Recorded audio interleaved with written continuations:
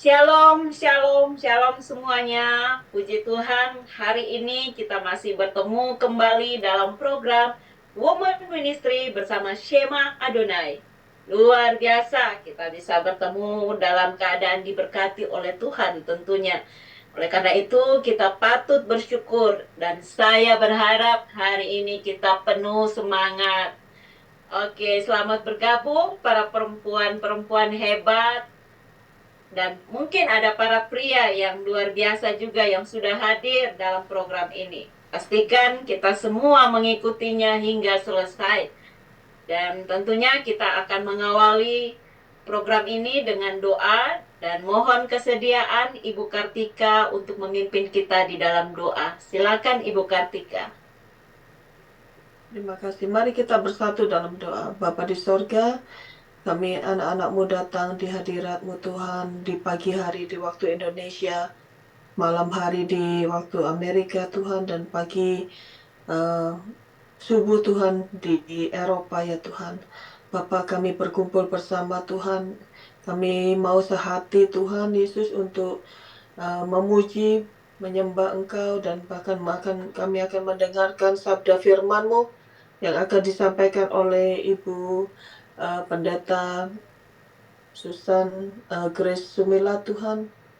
Bapa, Kau memberkati hamba-Mu ini ya Tuhan, yang begitu setia, begitu luar biasa Tuhan, untuk mengajar kami Tuhan, anak-anak-Mu Tuhan, untuk lebih mengerti, lebih mencintai dan mengenal Engkau lebih dalam lagi Tuhan.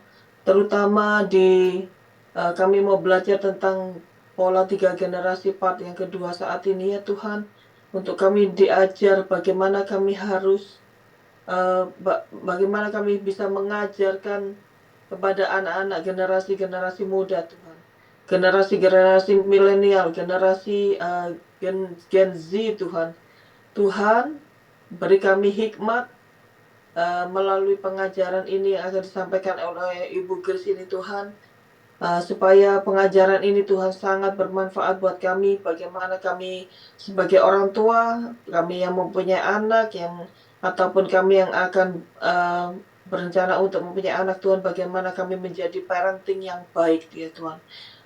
Dan biarlah anak-anak kami Tuhan boleh kami ajar dengan pengenalan akan Tuhan, pengenalan akan firman, dan roh yang takut akan Tuhan. Bapak, terima kasih Tuhan untuk Ibu Grace yang akan menyampaikan firman-Mu pada hari ini ya Tuhan. Berkati hamba-Mu, urapi hamba-Mu dengan kuat kuasa darah-Mu Tuhan Yesus. Bapak, sekiranya apa yang menjadi isi hati-Mu Tuhan Kau sampaikan kepada Ibu Grace ini, melalui Ibu Grace ini Bapak. Supaya firman yang keluar dari mulut hamba-Mu ini Tuhan, biarlah boleh mengubah hidup kami Tuhan, untuk menjadi hidup lebih takut akan Tuhan Yesus. Bapak, biarlah firman ini Tuhan bukan hanya didengar oleh kami semua yang berada di Zoom ini, tapi akan didengar oleh seluruh anak-anak Tuhan yang mendengarkan melalui YouTube Tuhan. Dan biarlah firman ini boleh didengarkan oleh seluruh anak-anak-Mu Tuhan di seluruh dunia ya Tuhan, dan menjadi berkat buat setiap kami.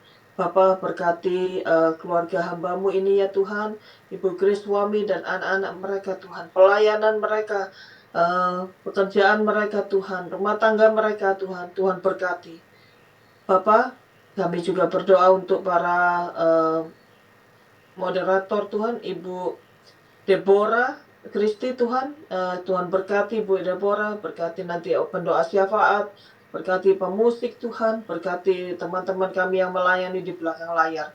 Bapa, kami minta tutup bungkus setiap kami dengan kuat kuasa darah-Mu ya Tuhan. Segala rintangan apapun yang akan mengganggu kami, kami bersatu hati, kami tolak patahkan di dalam Dalam nama nama Tuhan. Yesus. Biarlah Tuhan acara kebaktian ini Tuhan, Zoom ini Tuhan, dari awal, pertengahan, dan sampai pada akhirnya Tuhan. Tuhan tutup bungkus dengan kuasa darah-Mu. Terpujilah Engkau ya Tuhan, kekal selama-lamanya. Haleluya. Amin. Amin. Amin. Amin, amin. Terima kasih Bu Kartika. Dan Terima baik, kasih. hari ini kita akan sama-sama belajar masih dengan tema pola 3 generasi part yang kedua. Dan kita akan serahkan kepada Ibu Grace Sumilat sebagai narasumber. Namun kita sapa dulu beliau yang sudah siap berbagi dengan kita semua pada hari ini. Shalom Ibu Grace. Shalom, shalom, shalom, puji Tuhan. Luar biasa kita bisa bertemu lagi hari ini dalam anugerah Tuhan ya. Puji Tuhan, dan bersama-sama kita saksikan video profil beliau berikut ini.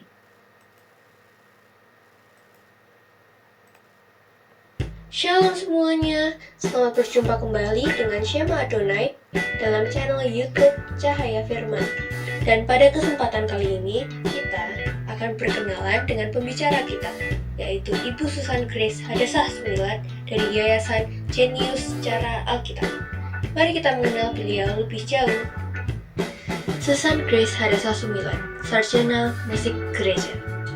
Lahir di Pasuruan, Jawa Timur, pada tanggal 10 September 1973. Dan ia dibesarkan di Kota Malang sebagai anak ketiga dari pasangan Yusak Oscar Sumilat dan Shirley Esther Tejakusuma. Ayahnya adalah seorang pengabar Injil yang melayani suku Tengger di Jawa Timur dari tahun 1968 sampai 1993. Grace Sumilat. Demikian beliau Prapisapa adalah seorang sarjana musik gereja alumnus dari Universitas Kristen Immanuel Yogyakarta dengan study major, conducting dan study minor, vokal. Pada tahun 1998, ia menikah dengan Buas Ari Prasetyo Widiono, sarjana ekonomi, dan dikaruniai pula 3 anak, yaitu yang pertama adalah Ardhito Kenanya Hudson Widiono, yang kedua Melody Harvest M. Widiono, dan yang terakhir adalah almarhum Victory Marsha Elnisi Widiono. Melayani Tuhan sebagai guru sekolah minggu sejak tahun 1987, atau tepatnya sejak duduk di bangku SMP kelas 2. Mulai menjadi pembicara sejak Januari 2010 di tingkat lokal, regional, hingga nasional. Ia juga bergerak di pelayanan musik gereja, janin, anak, penggiat anak, parenting, family, remaja, dan pemuda, dan kini pula juga bergerak di pelayanan women. Buku-buku yang sudah ditulis oleh Susan Grace Hadasah Sumilat adalah sebagai berikut. Yang pertama adalah The Victorious Girl, sebuah buku kesaksian. Yang kedua adalah pemantik ide ribuan metode kreatif, yaitu buku pegangan guru. Yang ketiga adalah tentang temukan 10 alasan menikmati menjadi guru sekolah minggu untuk buku pegangan guru. Dan masih banyak buku-buku lainnya. Beliau dipakai Tuhan sebagai alatnya untuk mendirikan Yayasan Genius Secara Alkitab pada tahun 2015. Dan juga Bina Keluarga Bahagia Online School pada Januari 2021. Kegiatan terkini mengajar di STT Magelang, TK Pembina Magelang, serta ia juga mengajar ekskul vokal di SD dan SMP Pantai Kosti Magelang. Kerinduannya yang terdalam adalah untuk melihat pengenapan Maleakhi 4 ayat 6 di akhir zaman.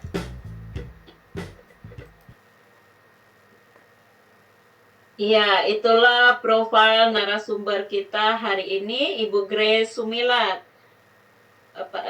Para perempuan upaya untuk mencari dan menemukan serta bergaul karib dengan Tuhan adalah menjadikan roh kita untuk tetap hidup, dan ini waktunya untuk kita menjadikan roh kita tetap hidup. Dan saya persilakan kepada Ibu Grace Sumilat untuk menyampaikan perenungan firman Tuhan bagi kita semua. Silakan Ibu Grace. Iya, baik, puji Tuhan. Terima kasih banyak Ibu Deborah dan rekan-rekan semuanya. Yuk, kita semangat. Kita akan menyelesaikan materi hari ini, yaitu pola 3 generasi part yang kedua. Oke, saya akan secara cepat saja mengulang sebentar aja sekelumit, karena ini cuma 2 part. Saya ingin mengajak Anda untuk mereview dari awal ya, dari awal apa yang kita sudah pelajari minggu lalu dari part pertama ya, secara garis besar saja. supaya kita bisa memahami lanjutannya yang hari ini. Baik. Jadi kita minggu lalu sudah belajar tentang pola 3 generasi part 1, ayat-ayat yang memuat pola 3 generasi apa saja.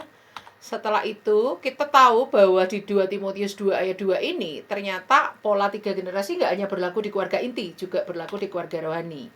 Lalu kita melihat keluarga Adam dan Hawa, di mana mereka saling menyalahkan. Lalu kita belajar dari Ahazia, Raja Ahazia, bahwa Raja Ahazia dipengaruhi oleh pola asuh ayah dan ibunya. Demikian juga hal itu pasti terjadi pada keluarga Adam dan Hawa. Keluarga yang saling menyalahkan ini tidak mulus, tidak harmonis hubungan mereka masing-masing dengan Tuhan, sehingga antara suami istri pun terjadi keretakan, di mana pada akhirnya mereka ini kita dapati menjadi keluarga yang antara Kain dan Habel itu begitu bertolak belakang. Setelah kita teliti, kemungkinan besar bertolak belakangnya pribadi Kain dan Habel ini karena ada kubu-kubu di dalam keluarga. Memang Alkitab tidak menulis, tapi ada banyak sekali contoh lain dalam Alkitab. Ketika terjadi kubu-kubu dalam keluarga, maka akan ada agresi membunuh. Agresi ingin membunuh, ya. Itu terjadi di keluarga Esau dan Yakub. Itu juga terjadi di keluarga Yusuf dan kakak-kakaknya. Sehingga bisa kita prediksi kemungkinan besar keluarga Adam dan Hawa itu mengalami yang namanya kubu-kubu dalam keluarga. Walaupun kita tidak tahu apakah Kain berkubu dengan Adam, ataukah Kain berkubu dengan Hawa, ataukah Habel itu yang berkubu dengan Adam, ataukah Habel yang berkubu dengan Hawa, kita nggak tahu ya. Sampai akhirnya terjadi kematian pertama di dalam keluarga mereka, sehingga mau nggak mau mereka harus mengambil satu langkah yang tidak bisa dihindari, yaitu satu langkah pertobatan. Nah, dari ayat-ayat yang kita pelajari minggu lalu, kita tahu bahwa ternyata Adam itu pada awalnya tidak memposisikan diri sebagai kepala keluarga yang baik. Istrinya pada saat dibujuk oleh ular untuk memakan pohon buah daripada pohon pengetahuan baik dan jahat yang dilarang buahnya dimakan oleh Tuhan, Adam diam saja, gitu ya. Lalu di ayat-ayat berikutnya ketika mereka memperanakkan Kain dan Habel, itu yang lebih dominan adalah Hawa, ya. Nah, ketika manusia jatuh dalam dosa, Adam langsung kasih nama istrinya Hawa, yang artinya kehidupan, gitu ya. Nah, sekarang menang atau tidaknya itu terjadi suatu terjadi suatu kayak permusuhan antara keturunan iblis dengan keturunan Hawa. Tinggal siapa yang menang. Kalau iblis yang menang, maka generasi keturunan Hawa itu akan direbut oleh iblis. Tapi kalau Hawa yang menang, Hawa akan rebut mereka untuk kerajaan surga. Ya. Oke. Lalu kita lihat di sini. Nah, kita akan start dari sini ya hari ini. Baik. Upah dosa ialah maut. Nah, sudah terjadi kematian di dalam keluarga mereka ya. Karena terjadi satu pengambilan keputusan ketika memakan buah pengetahuan baik dan jahat yang dilarang oleh Tuhan dimakan, mereka makan. Sehingga mulai saat itu terjadi proses kematian. Ya, walaupun nggak langsung detik saat itu mati, enggak ya. Dan Habel adalah orang pertama yang mati di keluarga itu ya. Habel yang artinya nafas itu mati ya. Dan Habel itu anak dari seorang bernama Eve atau Hawa yang artinya hidup. Ya. Nah, terus kita lihat pada akhirnya si Kain itu pergi melarikan diri jauh, menjauhi destiny ilahi, jauh dari hadapan Tuhan. Itu dia akhirnya membentuk keluarga, satu keluarga si Kain membentuk satu dinasti, di mana kalau kita pelajari dinastinya itu dibangun atas yang namanya kemahiran, seperti arti nama Kain kemahiran. Jadi mereka mulai namanya mengagung-agungkan pengetahuan, ilmu pengetahuan dan teknologi pada zaman itu ya. Sehingga kalau kita lihat keturunannya Kain di Kejadian pasal yang keempat, itu adalah orang-orang yang mahir ya. Orang-orang yang memulai peternakan, memulai industri ya, dan memulai industri hiburan, entertain gitu ya. Nah, Kain tidak menyelesaikan masalah dari dosa manusia. Ternyata kemahiran, ilmu pengetahuan itu nggak bisa menyelesaikan dosa. Nah, oleh karena itu kita akan melihat bahwa sekarang Hawa itu akan menjadi ibu yang bagaimana? Ya, akan menjadi ibu yang meneruskan pola ajaran yang seperti apa? Gitu ya. Apakah akan mengajarkan kepada anaknya mempresentasikan bapa yang baik, ataukah akan mengajari anak-anaknya untuk anak-anaknya pada akhirnya mempresentasikan bapa pembohong? Itu tantangan bagi Hawa, ya. Bagi Hawa dan juga bagi Adam. Sekarang kita akan sampai di slide yang ini ya. Nah, oleh karena itu nggak ada pilihan lain bagi Adam dan Hawa. Mereka harus memulai pertobatan. Memulai pola yang baru di dalam keluarga mereka. Ya, lalu setelah Adam berumur 100, bentar saya lihat dulu di Alkitab. Kejadian pasal yang kelima ya, kita akan buka Alkitab kita. Kejadian pasal yang kelima. Di situ dikatakan ketika Adam, ayat 3, setelah Adam hidup 130 tahun. Kita nggak tahu ya, 130 itu apakah waktu Adam diciptakan itu umurnya dianggap 0? Kan Adam diciptakan langsung jadi orang dewasa nih. Apakah itu dihitung umurnya 0 ataukah dihitung umurnya langsung 30? Kalau seandainya umurnya langsung dihitung sebagai orang usia dewasa umur 30, 130 dia baru punya anak namanya Set. Kita nggak tahu pada saat dia jatuh dalam dosa di pasal 3, lalu pasal 4 lahir Kain dan Habel itu umur Adam berapa kita nggak tahu. Alkitab nggak mencatat waktu Adam memperanakkan Kain dan Habel itu umurnya berapa, nggak dicatat. Anggap aja umur 30 ya. Anggap aja di tahun yang sama ketika mereka jatuh dalam dosa itu, di tahun yang sama anggap aja mereka punya anak ya. Berarti mereka ini baru diberi kepercayaan Tuhan punya anak lagi. Setelah Habel mati, Kain jadi pelarian. 100 tahun kemudian, lebih kurang ya. Ini cuma perkiraan karena Alkitab nggak menulis ya kan. Anggap aja dari 30 menjadi 130 itu baru 100 tahun, 1 abad kemudian. Baru Tuhan itu lebih kurang memberikan kesempatan untuk Adam dan Hawa punya anak sebagai pengganti daripada Habel yang mati itu. Makanya Set itu artinya pengganti atau kompensasi. Ya. Anggap aja 100 tahun kemudian. Lah ngapain aja 100 tahun itu, kok lama sekali baru Tuhan kasih kesempatan lagi ya kan? Karena saya percaya untuk memulihkan dulu Adam dan Hawa sampai mereka ini sadar, sampai mereka ini bertobat, sampai mereka ini kembali kepada tujuan penciptaan yang semula, yaitu untuk memuliakan nama Tuhan. Karena ketika mereka jatuh dalam dosa, otomatis mereka nggak memuliakan nama Tuhan. Tujuan penciptaan kita adalah Tuhan menciptakan manusia itu untuk kemuliaan namanya. Yesaya 43 ayat 7 kalau nggak salah. Jadi untuk kemuliaan namanya. Nah ketika itu gagal, mereka jatuh dalam dosa, lebih kurang 100 tahun Tuhan memberi kesempatan Adam dan Hawa ini untuk memperbaiki diri, untuk bertobat, untuk memulai pola yang baru. Sebagai Adam sendiri, sebagai Hawa sendiri, sebagai Adam dan Hawa, sebagai pasangan, sebagai keluarga. Sampai mereka ini benar-benar solid. Kalau mereka ini udah solid, udah benar-benar pulih. Gambar dan rupa Tuhan di dalam hidup mereka tuh pulih. Mereka tahu apa, kenapa mereka diciptakan dan lain sebagainya. Benar, udah siap, baru Tuhan kasih Set, anak yang berikutnya. Dalam dinasti yang baru. Saya menyebutkan dinasti yang baru karena apa? Kain dan Habel tuh belum punya anak. Mereka belum punya cucu dari Kain dan Habel. Ya Alkitab nggak menulis bahwa Kain dan Habel tuh menikah, punya anak dan sebagainya, nggak ada. Kemungkinan besar mereka masih lajang. Jadi Adam dan Hawa itu tidak bisa pola 3 generasi kalau Tuhan tidak kasih Set ya. Karena apa? Karena si Habel udah mati, Kain udah pergi jauh, meninggalkan Tuhan, meninggalkan destiny ilahi. Walaupun Kain tuh punya anak dan sebagainya, itu tidak bisa kita pandang pola 3 generasi karena anak-anaknya Kain tuh nggak dibesarkan dalam pola asuhnya yang nyambung dari Adam dan Hawa ke Kain, ke cucunya, itu nggak ada, nggak berjalan. Karena Kain pergi jauh dari hadapan Tuhan. Jadi kalau Tuhan tidak kasih lagi anak namanya Set itu, mereka akan terhenti di situ. Akan berduaan aja gitu ya. Nggak ada yang mereka lakukan untuk generasi berikutnya. Akhirnya lebih kurang 100 tahun kemudian baru Tuhan kasih anak namanya Set. Ya, kita lihat di situ ya. Sebagai pengganti, karena arti nama Set itu adalah kompensasi. Ya, disinilah waktu mereka punya anak Set itu mereka memulai pola yang baru. Pola yang baru itu yang seperti apa? Kita lihat Kejadian pasal 5 ayat 1 sampai ayat 2.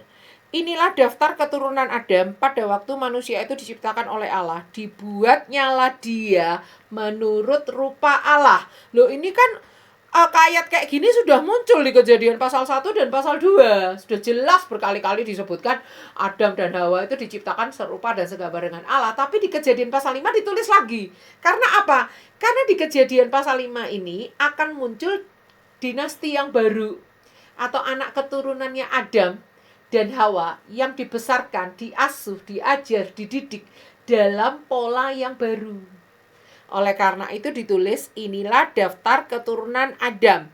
Pada waktu manusia itu diciptakan oleh Allah, dibuatnyalah dia menurut rupa Allah. Menurut rupa Allah. Laki-laki dan perempuan diciptakannya mereka. Jadi yang menurut rupa Allah tidak cuma Adam tok, tidak cuma Hawa tok, tapi Adam dan Hawa. Maaf ya, saya kalau pakai bahasa Jawa. Tidak cuma Adam saja, tidak cuma Hawa saja, tapi Adam dan Hawa, laki-laki dan perempuan, kedua-duanya diciptakan menurut rupa dan gambar Allah. Lalu perhatikan, ia memberkati mereka dan memberi nama manusia kepada mereka pada waktu mereka diciptakan. Jadi manusia itu membedakan dengan ini binatang, ini tumbuhan, ini laut, ini daratan, ini matahari, ini bintang, dan seterusnya. Ini manusia, kayak gitu ya. Perhatikan ayat 3. Setelah Adam hidup 130 tahun, ia memperanakan seorang laki-laki menurut rupa dan gambarnya, lalu memberi nama Set kepadanya. Ya. Memberi nama Set kepadanya. Umur Adam setelah memperanakan Set 800 tahun dan ia memperanakan anak lelaki dan perempuan. Nah, perhatikan. Ya. Mereka ayat yang mencantumkan seorang laki-laki memperanakan seorang laki-laki menurut rupa dan gambarnya itu cuma ada di ayat ini aja. Gak ada di ayat lain di seluruh Alkitab. Baik di kitab Kejadian sampai Wahyu, cuma ada di Kejadian 5 ayat 3. Jadi memperanakkan tapi ada kata-kata di situ menurut rupa dan gambarnya. Itu cuma ada di ayat ini saja. Di ayat lain nggak ada yang mengatakan seperti itu. Jadi kalau cuma sekedar memperanakkan, oh banyak sekali ayat yang kayak gitu. Tapi kalau memperanakkan menurut rupa dan gambar itu hanya ada di ayat ini. Jadi menurut rupa dan gambar dikaitkan dengan memperanakkan itu hanya ada di ayat ini saja. Oke, sekarang kita lihat ada satu pola yang baru yang terjadi di keluarga Adam dan Hawa ketika Tuhan memberi mereka anak namanya Set. Ini ya. Jadi mereka ini menjadi orang tua yang mengajar dan mendidik anak-anak mereka dalam pola sesuai rupa dan gambar Allah. Kalau Kain dan Habel dulu gimana? Gak ada catatan bagaimana mereka dibesarkan sesuai rupa dan gambar Allah. Tapi kalau Set, ada catatan bahwa Set ini dibesarkan oleh Adam dan Hawa. Ketika Adam dan Hawa ini mau kembali memposisikan diri sebagai ciptaan yang diciptakan serupa dan segambar dengan Allah. Wih, luar biasa ya. Akan kembali kepada tujuan penciptaan ya. Yesaya 43 ayat 7. Ya, kita lihat ya, Yesaya 43 ayat 7 ini baru saya khotbahkan kemarin di program 48 aspek kehidupan manusia. Kemarin kita mempelajari 4 visi kehidupan. Salah satunya adalah visi utama dan pertama, Yesaya 43 ayat 7. Semua orang yang disebutkan dengan namaku, yang kuciptakan untuk kemuliaanku, yang ku bentuk dan juga kujadikan. Jadi Tuhan itu menciptakan kita untuk kemuliaan namanya. Jadi ini adalah kembali ke titik awal. Titik awal tujuan Tuhan menciptakan Adam dan Hawa itu apa sih? Untuk kemuliaan namanya. Nah itu yang mereka teruskan kepada Set. Set, papa mama ini diciptakan sesuai dengan rupa dan gambar Allah loh Set. Jadi kamu juga harus seperti papa mama ya. Karena papa mama ini serupa dan segambar dengan Allah yang ciptain kita. Ya Set, jangan lupa ya Set. Set juga ditanamkan nilai-nilai yang sama. Set, kamu itu juga diciptakan serupa dan segambar Allah. Kamu lihat nih papa mama, nggak pernah saling menyalahkan tuh. Papa mama rukun-rukun tuh, harmonis tuh, romantis tuh. Papa mama saling baku sayang tuh. Papa mama sayang sama kamu tuh Set. Jadi kamu juga sama ya. Nah, kayak gitu. Nggak seperti papa mama yang dulu loh Set. Kakakmu Habel itu udah meninggal. Karena keluarga kami dulu saling menyalahkan terus, terjadi pertengkaran kubu-kubu dalam keluarga loh Set. Kami nggak mau ulangi kepada kamu. Waktu kami punya anak kamu, kami mau mulai pola hidup yang baru. Luar biasa ya. Nah, apa buktinya bahwa Adam dan Hawa memulai pola yang baru di dalam keluarga mereka ketika Tuhan memberi mereka kesempatan kedua dengan memperanakkan Set? Apa buktinya? Buktinya yang pertama, di Kejadian pasal 5 ini nama Kain dan Habel tidak dicantumkan lagi. Halo. Perhatikan.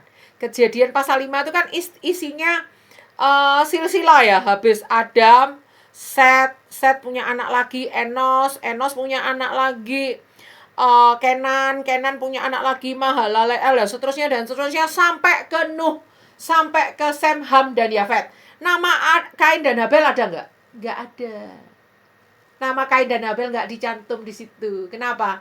Ini adalah pola yang baru. Pola yang baru, nama Kain dan Habel nggak ada, nggak masuk hitungan. Bukti yang kedua apa? Kalau ini adalah pola yang baru dan yang Kain dan Habel itu pola yang lama ya. Itu karena seperti saya cantumkan tadi bahwa ayat yang mencantumkan kata memperanakkan dan mencantumkan frase serupa dan segambar Allah, cuma ini adalah satu-satunya ayat, gak ada di ayat lain. Ya, satu-satunya ayat dalam Alkitab yang begitu unik ya. Tidak dicatat umur Adam saat memperanakkan Kain dan Habel. Coba Anda cari di sebelum Kejadian pasal 5, ada nggak umur Adam dicatat nggak waktu memperanakkan Kain dan Habel? Nggak ada catatannya. Tapi pada saat memperanakkan Set, dicatat umur Adam 130 tahun. Artinya apa? Kalau dicatat umurnya, itu Alkitab nggak main-main. Kalau Alkitab mencatat suatu umur, itu Alkitab itu seperti kayak menggarisbawahi dan mencatat satu peristiwa penting ketika Adam berumur 130 tahun.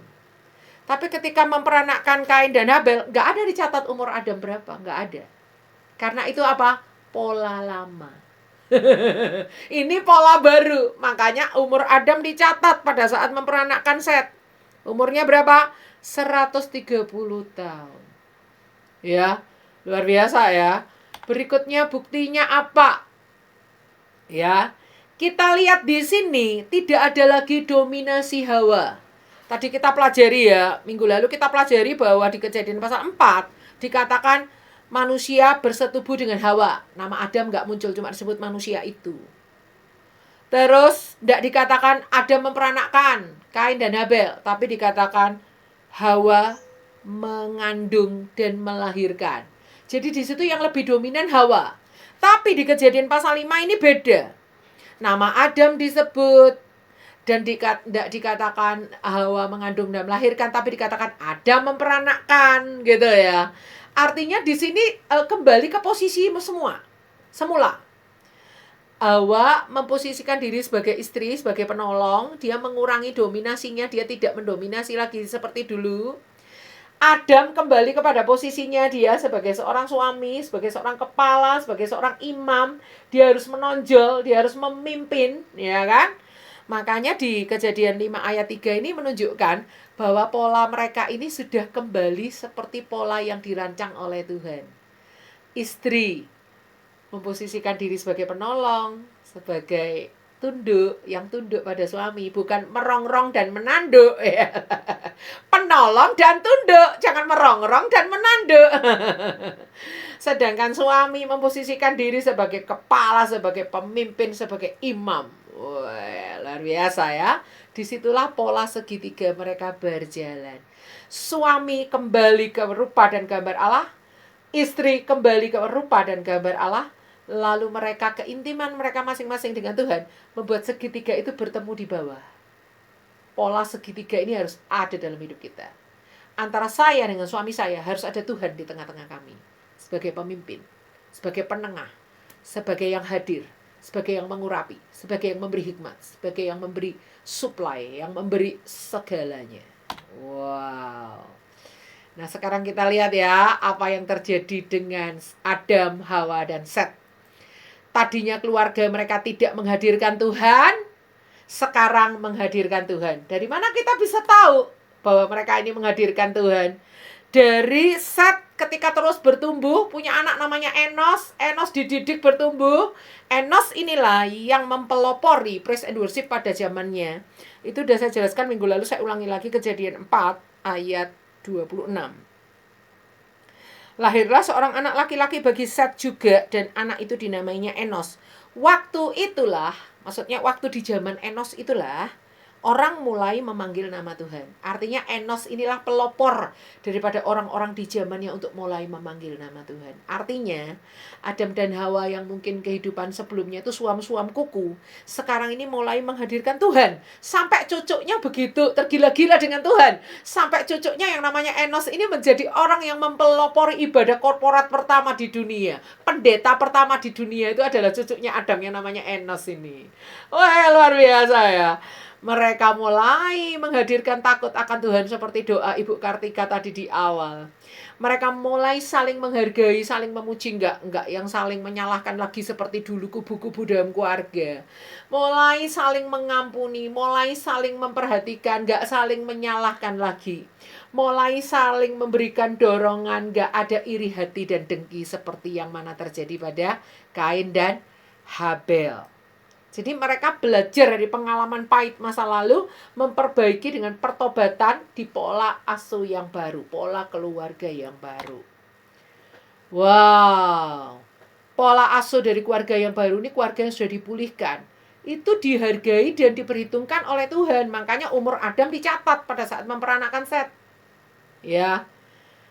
Nah, kita lihat di Kejadian 5 ayat 1-32 itu sangat mempertontonkan hal ini. Dalam arti semua umur mereka dicatat, tidak cuma Adam aja.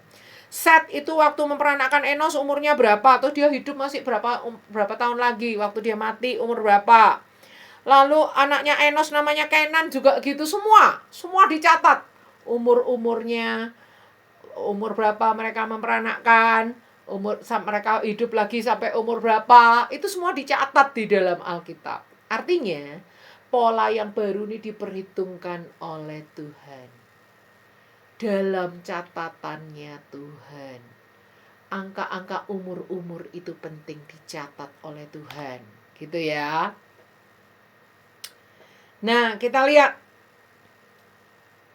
Adam mulai memposisikan diri mengajar anaknya seturut rupa dan gambar Allah. Hawa itu juga sama. Kita akan lihat Amsal pasalnya yang pertama ayat ke-8. Hai anakku, dengarkanlah didikan ayahmu dan janganlah menyia-nyiakan ajaran ibumu. Hawa yang udah dikasih tahu Tuhan, keturunanmu akan keturunan ular akan bermusuhan dengan keturunanmu loh Hawa. Di situ Hawa mulai berjuang, jangan sampai terjadi lagi prahara pembunuhan dalam keluarganya. Dia berjuang mati-matian untuk menjadi seorang ibu yang luar biasa bagi Set. Mengajari Set takut akan Tuhan. Dia udah gak berani main-main, ini mau terjadi kematian lagi, gak mungkin. Dia gak mau mengulangi itu betapa sedihnya waktu Habel mati itu. Jadi dia berjuang mati-matian. Set ini diajari takut akan Tuhan beneran. Demikian juga dengan Adam. Adam gak mau terjadi lagi peristiwa Kain dan Habel, pembunuhan pertama di dunia terjadi di keluarganya.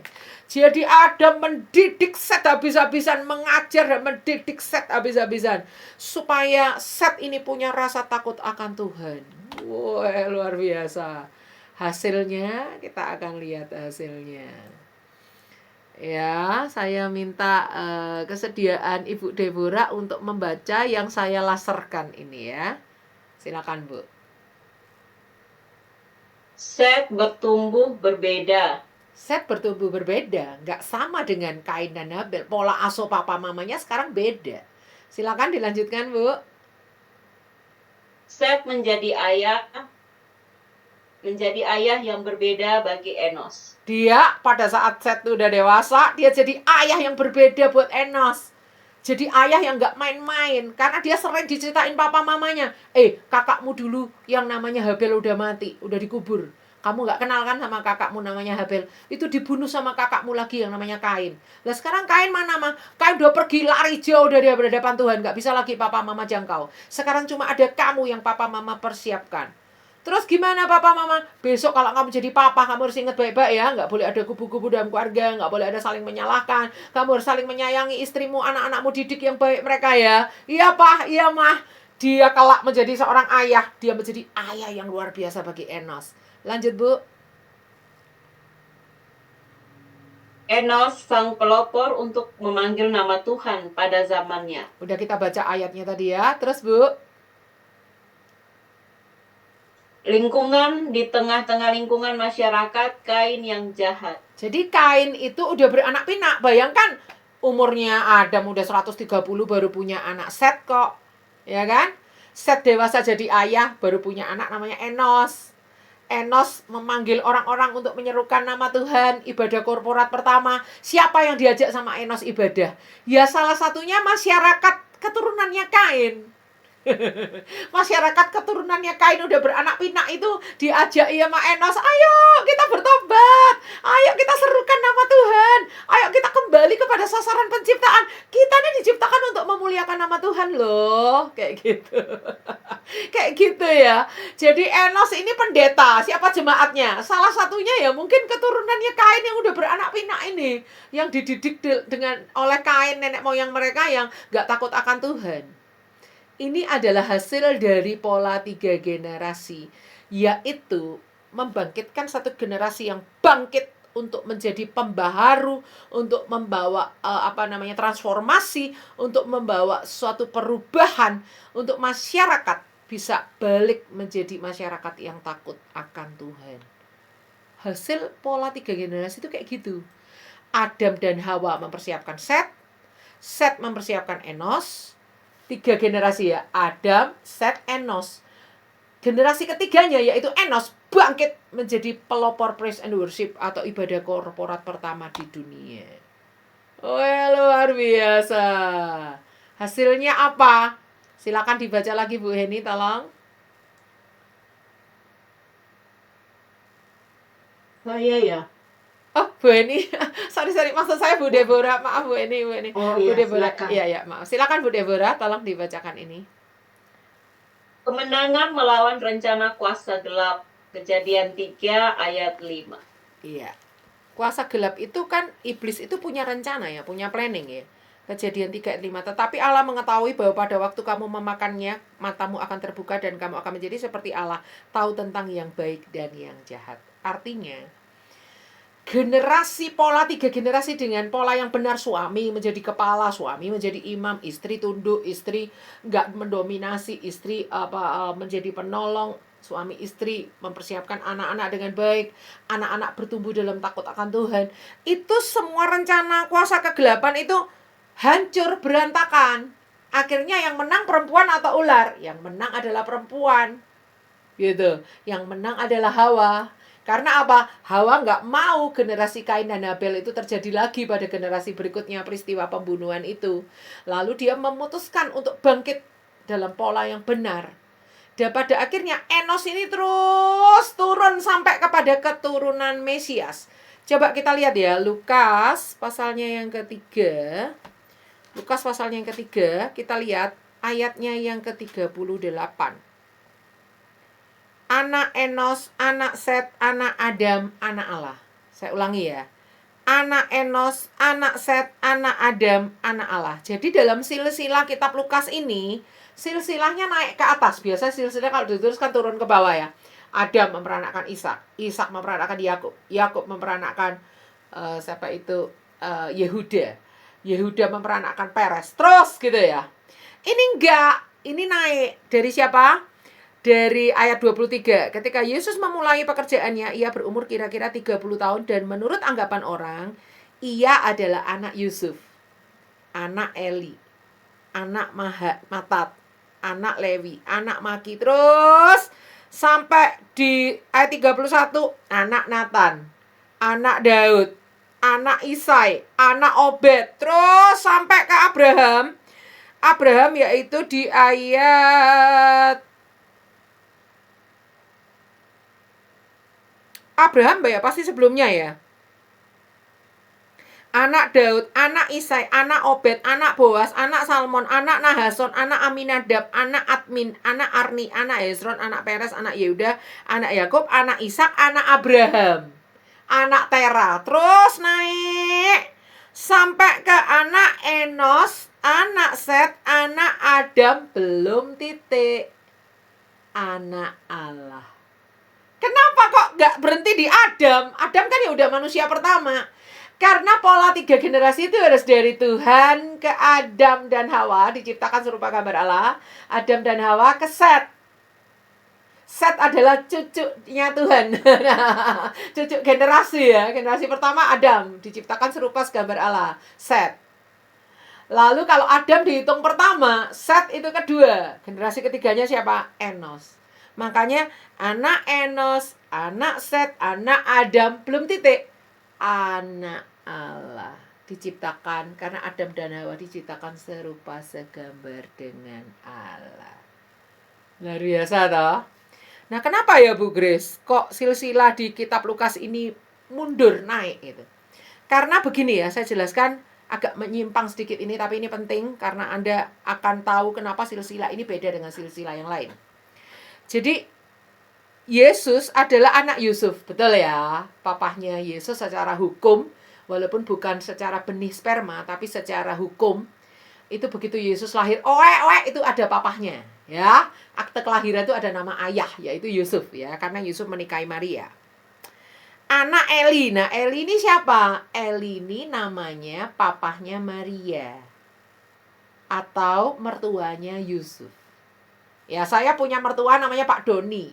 Pak Doni itu nama papah daripada suami saya. Bu Deborah, kalau saya disebut anak mantunya Pak Doni boleh nggak? Boleh. Tapi kalau diperkatakan Pak Doni memperanakkan saya boleh nggak? Enggak. Nggak boleh, karena saya kan anak mantu, bukan anak kandung, ya kan? Makanya ini garis keturunan Lukas ini silsilahnya dari keturunannya Maria, bukan dari keturunannya Yusuf. Makanya nggak bisa kalau mau dibikin Adam memperanakkan Set, Enos, terus turun sampai ke memperanakkan Eli. Eli memperanakkan Yusuf, itu nggak bisa. Yusuf kan anak mantu. Tapi kalau Yusuf dikatakan anak Eli, boleh anak mantu gitu loh. Saya anaknya Pak Doni ya boleh anak mantunya, tapi Pak Doni memperanakkan saya lah, itu nggak boleh, bukan anak kandung kok. Makanya ini naik, garis keturunannya dari kitab Lukas ini silsilahnya naik. Yesus adalah anak Yusuf, Yusuf anak Eli, anak mantu. Eli ini papanya Maria. Terus sampai ke anak Enos, anak Set, anak Adam, anak Allah. Beda kalau silsilah di kitab Matius. Kalau kitab Matius itu mulai dari Abraham. Abraham memperanakkan Ishak, Ishak memperanakkan Yakub. Itu terus, itu anak kandung semua, Bu Deborah. Ya, sama teman-teman perempuan-perempuan. Ini adalah anak kandung semua sampai ke ayat 16. Yakub memperanakkan Yusuf, suami Maria yang melahirkan Yesus yang disebut Kristus. Ini dari garis keturunannya Yusuf. Bukan dari garis keturunannya Maria. Yang menurut Matius ya, Injil Matius ya. Silsilah menurut Matius itu dari garis keturunannya Yusuf. Tapi itu papa-papa kandung semua sampai ke Abraham. Tapi kalau yang dari kitab Lukas itu dari garis keturunannya Maria. Semuanya baik Maria maupun Yusuf, papa mamanya Yesus, itu semuanya keturunannya Daud. Makanya mereka ikut sensus penduduk, semua berdua kompak pergi ke Bethlehem karena asal muasalnya Daud kan dari Bethlehem.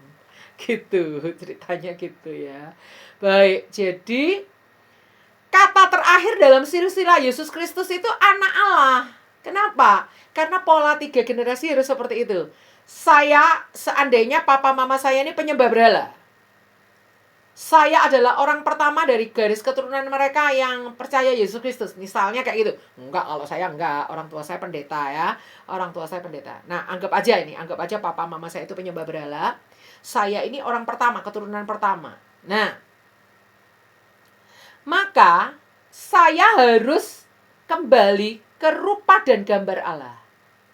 Supaya saya mendidik anak saya. Supaya mereka juga serupa dan segambar dengan Allah.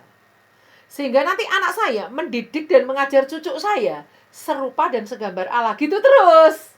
Maka orang pertama kalau mau memutuskan rantai penyembahan berhala dari orang tua, kita harus kembali serupa dan segambar dengan Allah. Kembali ke sasaran penciptaan awal, yaitu untuk kemuliaan namanya. Oke, ya, kita lihat ternyata pola 3 generasi di Alkitab itu sudah kita baca ayat-ayatnya di awal dulu. Yoel 1 ayat 3, Mazmur 78 ayat 5-7. Lalu ada Allah, ada Adam, ada Set, ada Enos di dalam silsilah Yesus Kristus. Lalu pola 3 generasi itu ada Rasul Paulus, Timotius, muridnya Timotius. Juga muridnya Timotius mengajarkan lagi kepada orang lain lagi. Cucu muridnya Timotius atau cicit muridnya Paulus. Wah, kayak gitu ya. Pola 3 generasi itu akhirnya berjalan. Baik. Yang ketiga kita lihat, Set mewakili keluarga yang pulih. Sehingga Enos menjadi pelopor pada zamannya. Dan itu terus diteruskan, takut akan Tuhan itu sampai ke garis Mesias. Ya, luar biasa ya. Nah, keturunan Set vs keturunan Kain. Kain mewakili keluarga yang hancur. Karena keturunan Kain itu cuma mengejar pencapaian budaya. Hanya sampai keturunan ke-7. Setelah itu mereka musnah oleh air bah. Tapi kalau keturunannya Set, itu terus sampai ke garisnya Yesus. Berapa keturunan tuh, banyak sekali ya kan. Tapi kalau keturunannya Kain hanya berhenti sampai keturunan ke-7. Ya. Oke. Kita sekarang bandingkan keturunan Kain vs keturunan Set. Kini Hawa berhasil menjadi Eve atau kehidupan. Di mana Hawa berhasil menjadi penolong yang sepadan untuk mengajari anak-anaknya menjadi anak Allah, bukan menjadi anak iblis. Ya. Sedangkan penamaan Adam atas istrinya berhasil ketika Adam berhasil menjadi kepala keluarga yang takut akan Tuhan. Itu adalah perbedaan keturunan Set dan keturunannya Kain, ya, yang sangat bertolak belakang sekali kalau kita lihat di Alkitab. Yuk kita kembali ke kitab Kejadian ya. Keturunannya Set itu ditulis di Kejadian pasal 5 dan terus ada dalam silsilah sampai turun ke Yesus Kristus di kitab Lukas tadi. Tapi kalau keturunannya Kain itu dicatat di Kejadian pasal 4 ayat 17 sampai ayatnya yang ke-24. Di situ mulai ada poligami, di situ mulai ada pembunuhan-pembunuhan, di situ mulai ada kebudayaan yang dikembangkan oleh kecakapan manusia ya, kepandaian hikmat manusia gitu ya. Dan seterusnya dan seterusnya. Tapi beda. Kalau keturunan Adam gak disebut apa profesi mereka, gak disebut apa pekerjaan mereka. Tetapi mereka dicatat memperanakkan umur berapa, siapa anak mereka, dan seterusnya, dengan diawali gambar dan rupa Allah. Artinya, Alkitab gak terlalu mementingkan nih, keturunannya Adam mau jadi apa, pekerjaan mereka apa, profesinya, enggak. Tapi yang paling penting dalam Alkitab dicatat, bagaimana mereka mendidik dan mengajar anak-anak mereka takut akan Tuhan. Sehingga mereka bisa hidup serupa dan segambar dengan Allah. Oke, saya mau mencari nama-nama dalam bahasa Indonesia generasi itu mengalami kesulitan ya. Karena bahasa Indonesia itu paling banyak sampai cicit. Anak, cucu, cicit. Selebihnya nggak ada istilahnya. Jadi saya pakai istilah dalam bahasa Jawa ya. Nenek moyang buyut itu punya anak namanya nenek moyang. Nenek moyang punya anak namanya kakek nenek gantung siwur. Ini bahasa Jawa ya. Nah, kakek nenek gantung siwur ini punya anak lagi namanya kakek nenek canggah. Kakek nenek canggah ini nanti punya anak lagi namanya kakek nenek buyut. kakek nenek buyut ini nanti punya anak namanya kakek nenek. Kakek nenek punya anak namanya ayah dan ibu. Ayah dan ibu punya anak namanya saya. Saya punya anak namanya anak saya. Lalu anak saya punya anak namanya cucu saya. Cucu saya punya anak namanya cicit dan seterusnya ya. Oke. Jadi ini dalam bahasa Jawa itu lengkap sekali. Jadi ini papa mama, kakek nenek, di atasnya kakek nenek itu namanya Mbah Buyut kalau bahasa Jawa ya. Di atasnya Mbah Buyut itu namanya Mbah Canggah. Di atasnya Mbah Canggah itu namanya Gantung Siwur. Di atasnya itu namanya nenek moyang. Di atasnya itu masih ada lagi namanya nenek moyang buyut. Waduh, berapa generasi ini ya? Berapa generasi ini ya? Wow, coba kita hitung ya. Kita hitung generasinya ada berapa nih ya. Oke. Saya ini anggap saya generasi ketiga ya. Kita kan pola 3 generasi ya. Generasi ketiga, papa mama generasi kedua. Kakek nenek generasi pertama. Gimana ya cara ngitungnya? Saya salah. Oke, ulang. Anggap aja nenek moyang buyut nih generasi pertama ya. Berarti nenek moyang generasi kedua. Kakek nenek gantung siwur generasi ketiga. Kakek nenek canggah generasi keempat. Kakek nenek buyut generasi kelima. Kakek nenek generasi ke-6, ayah ibu generasi ke-7, saya generasi ke-8.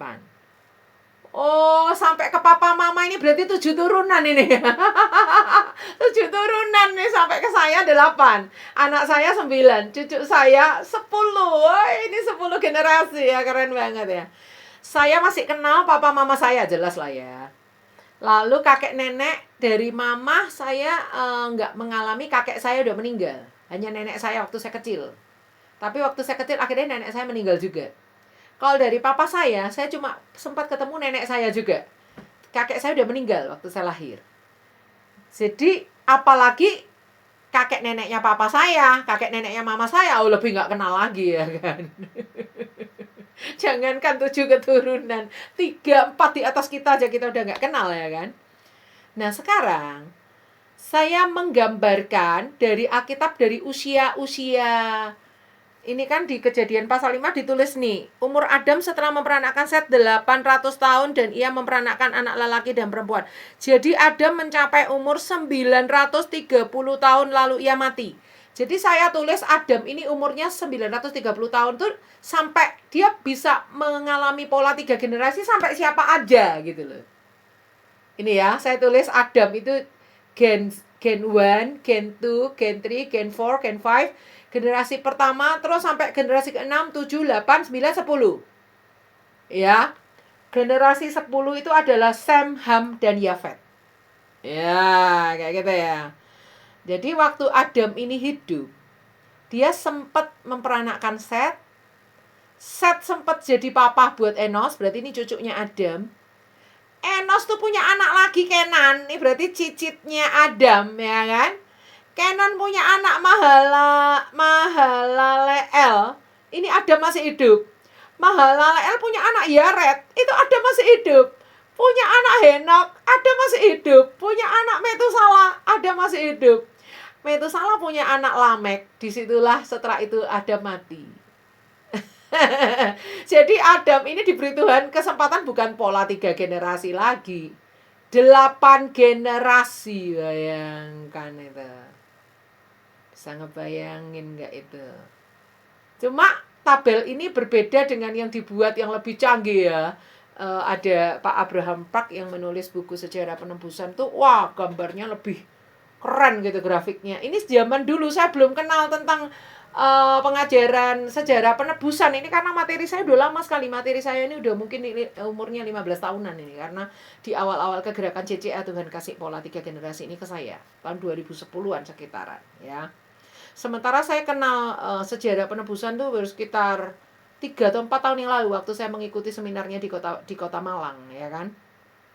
Nah, zaman dulu saya udah ngitung nih, Adam umurnya sekian tuh kira-kira sampai kapan, sampai kehidupan Lamek dia masih hidup. Luar biasa tuh. Set juga sama. Dia generasi pertama, dia hidup sampai generasi Luar biasa kan? Enos itu dia generasi kedua atau ketiga dari Adam. Dia hidup sampai zamannya Nuh. Jadi waktu Nuh itu hidup, dia sempat dipersiapkan oleh Enos loh. Cucunya Adam loh. Memang waktu Nuh hidup itu Adam udah mati, Set udah mati. Tapi Enos nih masih ada. Bayangin aja. Ini kan dari umur-umurnya bisa kita hitung ya Bapak Ibu Saudara ya. Berikutnya, Sem, Ham, dan Yafet. Itu generasi ke-10. Dia masih mengalami kehidupan Metusalah. Kakek, ini papa, kakek buyutnya ya. Kakek buyutnya. Papah dari kakeknya. Yaitu Metusalah. Ya, itu masih hidup. Luar biasa kan? Nah, sekarang dari gambar ini kita akan melihat pola 3 generasi itu seperti apa. Adam hidup sampai 8 generasi di bawahnya. Angka 8 adalah angka keselamatan. Adam menemani hidup Lamek selama 56 tahun. Lamek itu yang ini loh. Yang papahnya Nuh atau kakek neneknya Sem, Ham, Yafet. Itu sempat ditemani Adam sampai Lamek berusia 56 tahun. Ayahnya Nuh yang bernama Lamek ini, Lamek itu adalah ayahnya Nuh. Nah, Adam itu tidak menyaksikan Henok terangkat ke surga. Jadi kita lihat ya, Adam ini hidup sampai Lamek ini lahir. Sampai Lamek ini usia berapa tadi? 56. Tapi pada saat Henok naik ke surga, itu Adam udah mati duluan. Jadi Adam nggak menyaksikan Henok naik ke surga. Ya, kita lihat terangkat ke surga hidup-hidup gitu loh. Tapi nanti di surga ya jelas ketemu lah ya. Di surga jelas ketemu. Tapi maksudnya pada saat Henok diangkat ke surga hidup-hidup itu Adam sudah nggak ada di bumi, dia udah mati, ya kan. Nah, sekarang kita lihat pada saat Set berusia 857 tahun, Set sempat mengalami zaman di mana peristiwa Henok diangkat ke surga itu terjadi. Jadi ini Set ya, kita lihat ya. Set ini sempat melihat Henok diangkat ke surga. Ya, Set sama seperti Adam mempersiapkan sampai generasi Lamek. Jadi Set ini sama seperti Adam itu mempersiapkan sampai generasi Lamek. Luar biasa ya, Adam tuh umurnya sampai 930 tahun. Artinya Tuhan tidak cuma ngasih kesempatan sampai pola 3 generasi sampai Enos aja. Tapi terus, supaya ini semakin kuat. Ini harus kuat, karena mereka ini nenek moyang awal. Mereka ini adalah kaum leluhur awal. Sampai akhirnya dengan garis yang kuat ini, harus nanti turun ke Yesus. Ya, Nuh hidup berbeda dari orang sejamannya, ya jelas lah ya. Ya, ini kita lihat Enos adalah kakek canggah yang berusia 752 tahun saat Henok diangkat ke surga. Enos ikut mempersiapkan Nuh selama 84 tahun. Enos mempelopori orang-orang menyerukan Tuhan pada zamannya. Enos ini pendeta pertama di dunia, ya kan? Dia ikut mempersiapkan Nuh sampai umur 84 tahun. Melihat jawaban doanya pada Henok dan Nuh. Jadi Enos ini kan orang yang suka berdoa nih, mempelopori orang-orang menyebut nama Tuhan. Jawaban-jawaban doanya itu terbukti. Henok diangkat ke surga. Nuh menjadi orang yang dipilih Tuhan, hidup berbeda pada zamannya. Jadi Enos ini melihat buah-buah daripada kependetaannya gitu ya. Luar biasa. Kita lihat lagi Kenan. Kenan adalah kakek buyutnya Henok yang masih hidup di zaman Henok diangkat ke surga. Pada usianya yang ke-662. Ini saya nggak ngarang, ini saya hitung dulu waktu bikin materi ini. Nih, Kenan ya, mana Kenan? Kenan ini ya. Kenan ini hidup sampai zamannya Lamek. Kenan ini ikut melihat Henok diangkat ke surga.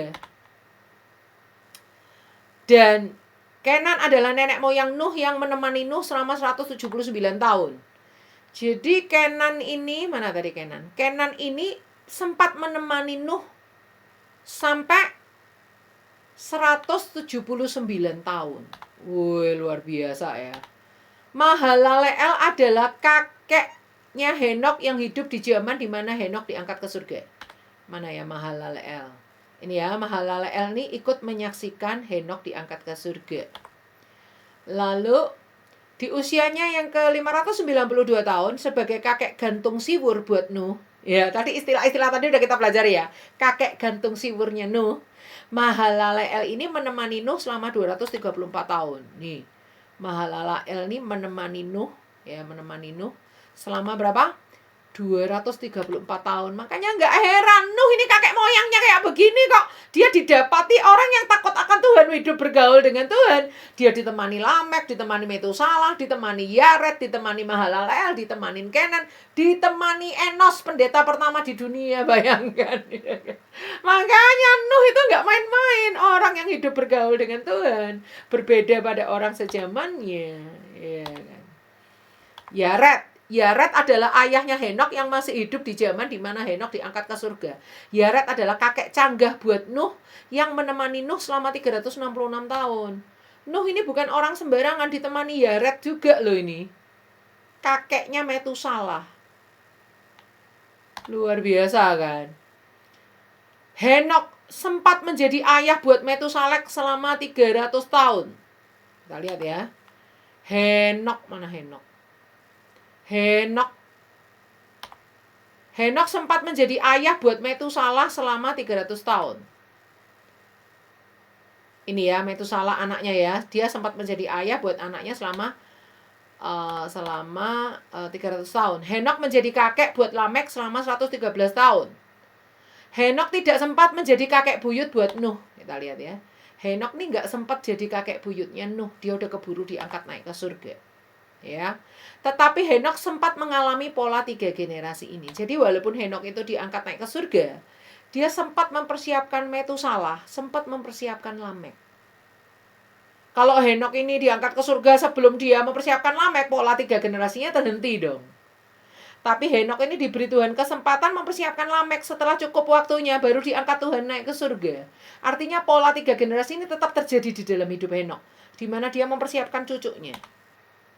Metusalah sempat menjadi kakek buyut buat Sem, Ham, dan Yafet selama 100 tahun. Nih, lihat nih.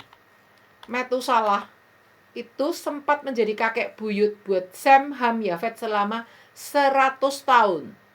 Ya. Walaupun usia Metusalah 969 tahun paling tua di dunia, tapi dia hanya mendampingi 3 generasi di bawahnya karena Nuh memperanakkan anak-anaknya di usia 500 tahun. Maksudnya kayak gini ya, teman-teman. Jadi Metusalah ini kan manusia tertua di dunia ya. Usianya tuh fantastis. Berapa usianya? 969 tahun. Tapi walaupun dia orang yang paling tua, dia tetap cuma menjadi seorang kakek buyut aja, nggak lebih. Dia memperanakkan Lamek, memperanakkan Nuh. Lalu Nuh ini punya anak lagi Sem dan Yafet. Baru setelah dia umur 100 dia mati. Setelah 100 tahun membesarkan, dia mati. Ya, membesarkan Sem dan Ham dan Yafet, dia mati. Jadi artinya, kenapa kok dia umurnya sepanjang itu, kok lama banget baru jadi kakek buyut dengan umur 969 tahun, kok banter-banternya cuma jadi kakek buyut? Karena Nuh ini loh menikahnya umur 500. Nuh ini benar-benar pejaka tua ya, umur 500 baru nikah ya kan. Baru memperanakkan, memperanakkan Sem, Ham, dan Yafet itu umur 500. Jadi walaupun umurnya Metusalah 969, Metusalah ini mengalami bahwa Tuhan tuh nggak pernah pelit untuk menambah usia Metusalah demi pola 3 generasi ini. Menjadi manusia tertua di dunia nggak apa-apa. Sampai kamu ngalami Sem, Ham, Yafet, sampai Nuh ini benar-benar punya anak. Ya, Sem, Ham, dan Yafet. Jadi menjadi manusia tertua di dunia, Tuhan gak pelit kasih umurnya, ya kan? Oke, Lamek ayahnya Nuh menemani Nuh sampai Nuh berusia 596 tahun. Lamek menemani cucu-cucunya selama 95 tahun. Lamek mati lebih dulu daripada Metusalah ayahnya. Jadi Lamek ini mati duluan daripada papahnya. Tapi pola 3 generasi ini tetap tidak terputus. Karena saat Lamek mati, Metusalah masih ada sebagai kakek buat Nuh. Jadi kan, Lamek ini mati duluan daripada papahnya. Tapi nggak masalah, waktu dia mati, dia udah sempat membesarkan Sem, Ham, dan Yafet. Waktu dia mati, Nuh tetap punya kakek, namanya Metusalah. Paham ya? Paham ya? Pola 3 generasi itu tetap berjalan. Metusalah kakek Nuh, kakek buyut dari Sem, Ham, Yafet, mati di tahun yang sama saat air bah ini turun. Sebelumnya Metusalah sempat menemani pembuatan bahtera selama lebih kurang 100 tahun.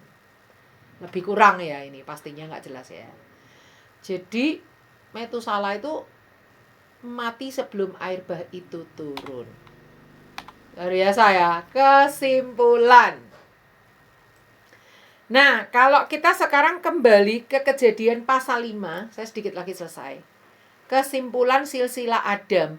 Semua nama-nama yang disebut di sini, Adam, Set, Enos, Kenan, Mahalaleel, Yared, Henok, habis Henok Metusalah, habis Metusalah Lamek, Nuh, Sem, Ham, Yafet, ya kecuali Sem, Ham, Yafet ya, Sem.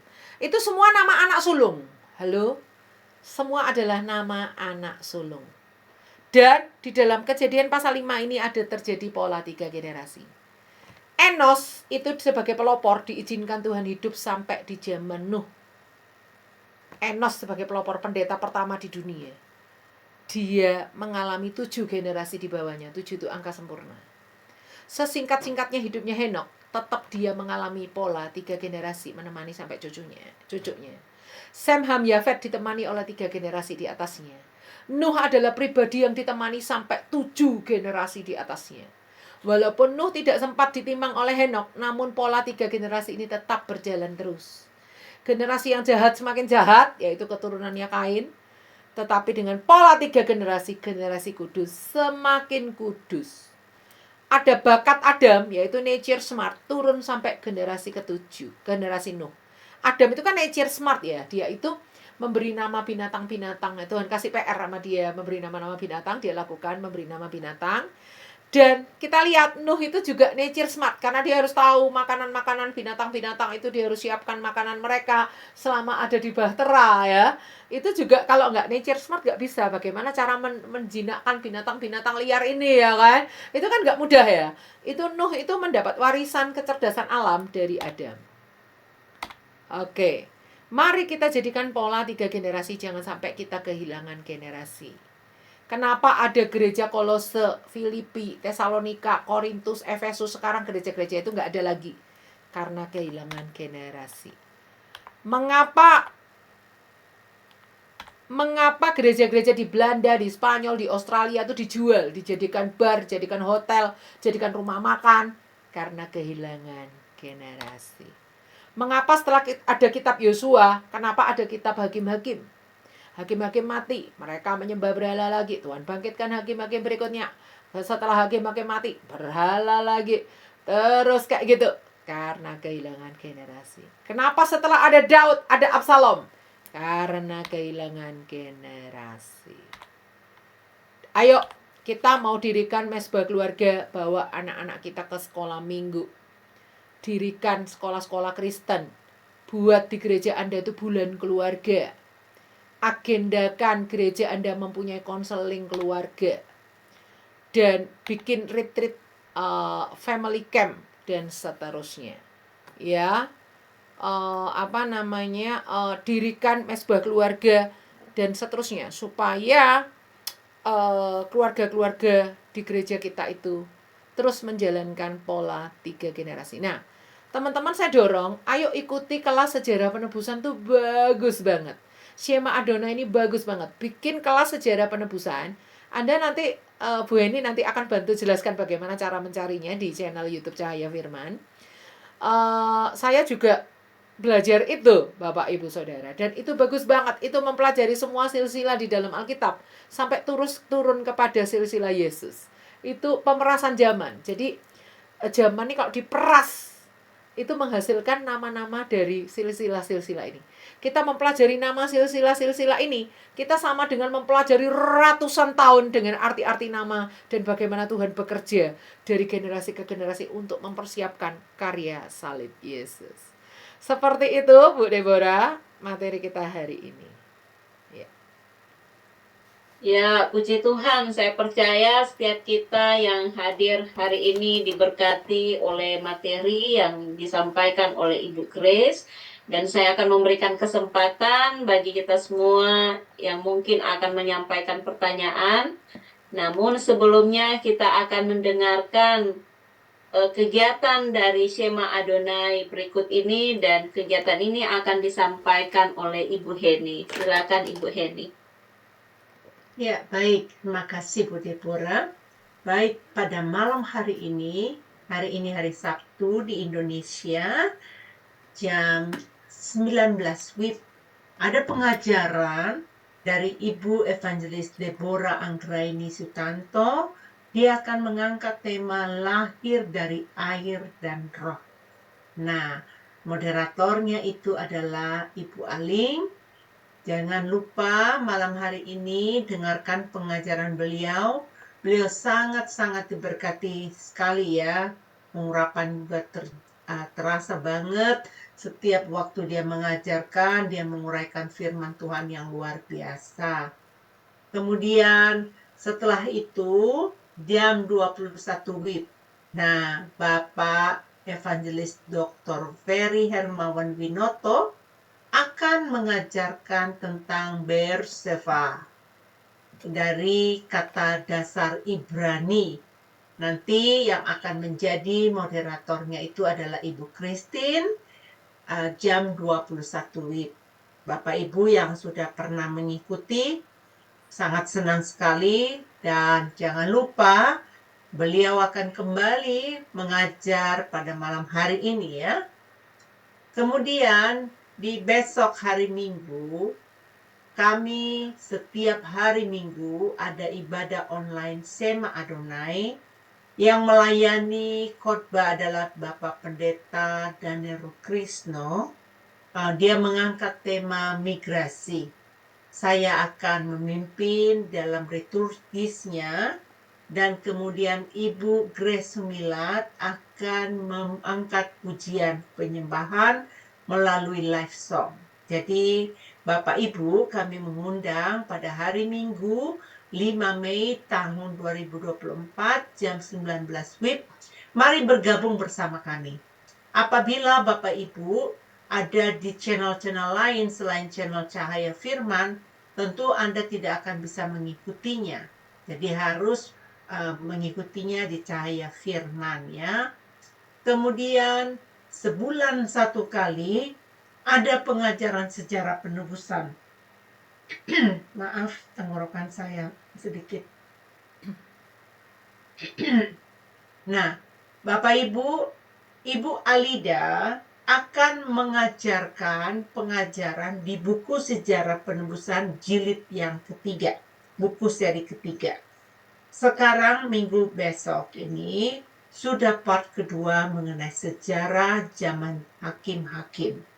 Nanti hari Minggunya itu jam 21 WIB. Jadi setelah ibadah online kami akan dilanjuti oleh Ibu Alida mengajar ibu-ibu KTB. Nah, ibu-ibu KTB ini adalah ibu-ibu dari Jerman, kelompok tumbuh bersama.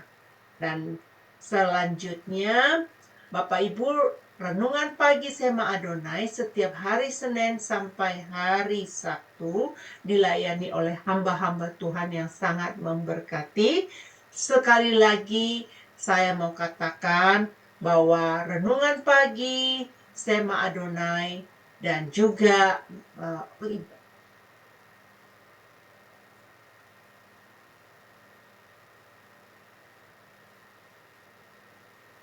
Daniel Palungan hanya bisa diikuti di Cahaya Firman Channel. Kemudian Bapak Ibu, saya mau mengundang Bapak Ibu yang ada di TikTok, di Instagram, di Facebook, di YouTube, dimanapun Anda berada yang belum sempat mensubscribe channel kami, saya mohon Bapak Ibu mendukung pelayanan kami. Kami melayani selama 7 hari, pelayanan murni hanya menyampaikan kebenaran firman. Tetapi satu hal yang tidak menyenangkan bagi kami, channel kami 2 telah hilang, dengan tidak ada alasan, tidak ada pemberitahuan kenapa. Nah, itulah sebabnya channel ini masih baru. Diperlukan support dari Bapak Ibu saudara-saudara saya yang di dalam Tuhan untuk mensupport pelayanan kami. dan juga yang sudah mensubscribe-nya. Saya mengucapkan terima kasih dan dukung kami terus di dalam pelayanan Shema Adonai supaya channel Cahaya Firman ini menjadi berkat di mana pun ya. Kalau perlu Bapak Ibu share channel ini. Saya melihat ada beberapa minggu ini naik. Wah, puji Tuhan. Saya dan tim kami tetap semangat memberitakan firman, tidak putus asa. Jadi walaupun channelnya hilang, kami tetap melayani Tuhan. Baik, saya kembalikan kepada Ibu Deborah. Ya, terima kasih Ibu Heni, dan mari Bapak Ibu yang mungkin akan bertanya bisa menggunakan emoji. Dan kami akan meng-unmute. Oke, sudah ada Ibu Ingrid, Ibu Cesa.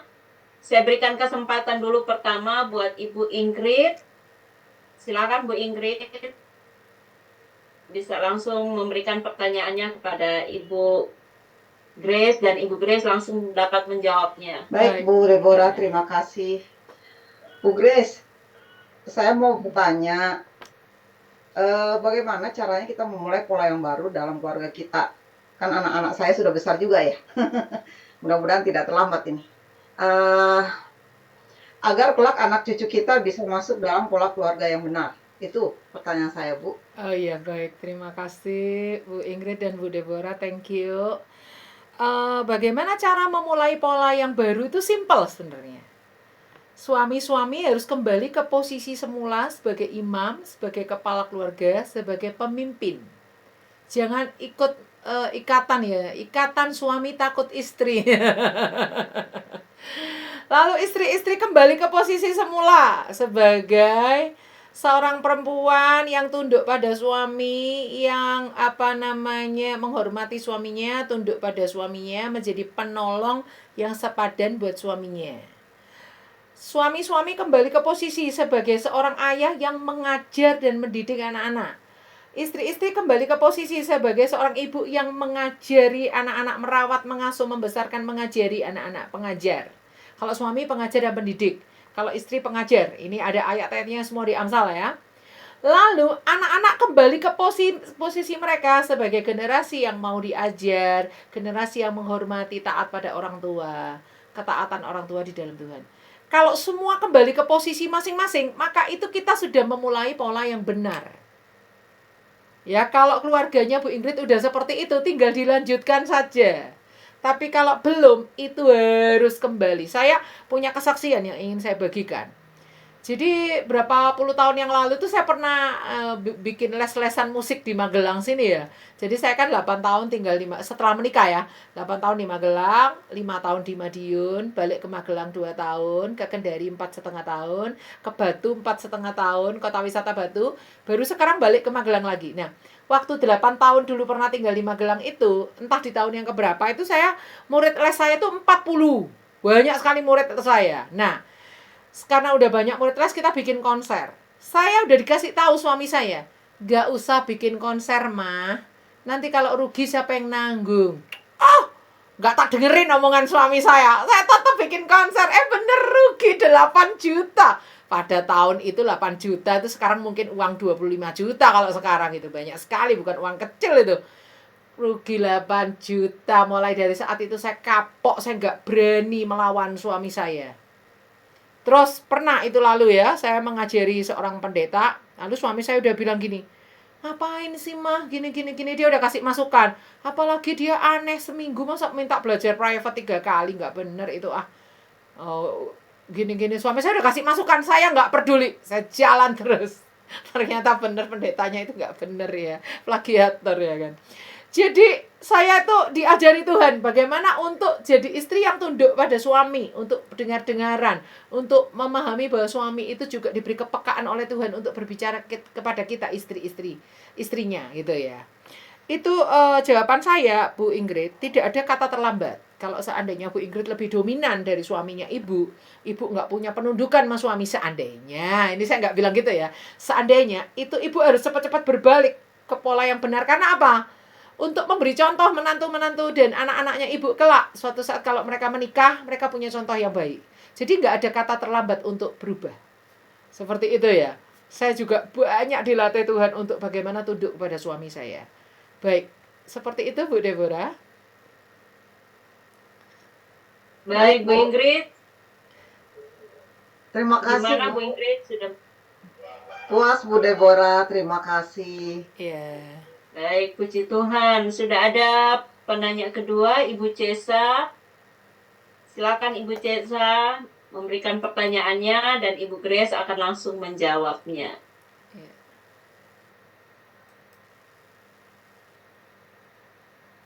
Ya, shalom Bu. Terima kasih buat kesempatannya.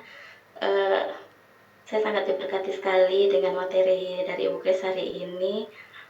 Pertanyaan saya ini yang kedua, ini kayaknya jadi ketakutan buat orang tua deh. Bagaimana bila anak kita sudah kita ajar dan didik dengan baik, tetapi ketika dia dewasa, terus menikah, lantas menantunya kita itu tidak bisa ajari anak-anak dan cucunya kita itu dengan pola yang benar. Itu Bu, pertanyaan saya. Terima kasih Bu. Iya.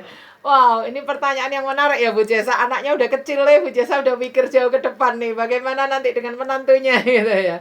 Memang kesulitan kita gini ya. Anak kita udah kita siapkan bagus-bagus. Tapi kan nanti setelah dia dewasa, dia menikah. Pasangannya kan kita nggak ikut menyiapkan. Pasangannya kan disiapkan oleh keluarga, besanan kita ya kan. Lalu kalau pasangannya itu nggak yang orang yang tahu parenting yang baik, nggak mempersiapkan cucu-cucu kita dengan baik nantinya, gimana dong? Nah itu pertanyaan yang wah luar biasa ya, banyak dialami oleh banyak keluarga ya. Oleh karena itu saya memberi saran kayak gini, mumpung anak-anak kita masih kecil, kita doakan jodoh mereka kelak, supaya Tuhan beri jodoh tuh yang terbaik. Ya, pertama jodoh kita itu harus orang yang terima salib Yesus ya, seiman gitu ya. Kedua, jodoh mereka itu harus orang yang takut akan Tuhan. Selebihnya itu ya biar itu pergumulan anak kita masing-masing ya, pergumulan mereka masing-masing untuk mereka itu jodoh mereka ya, mereka pasti punya pergumulan di hadapan Tuhan.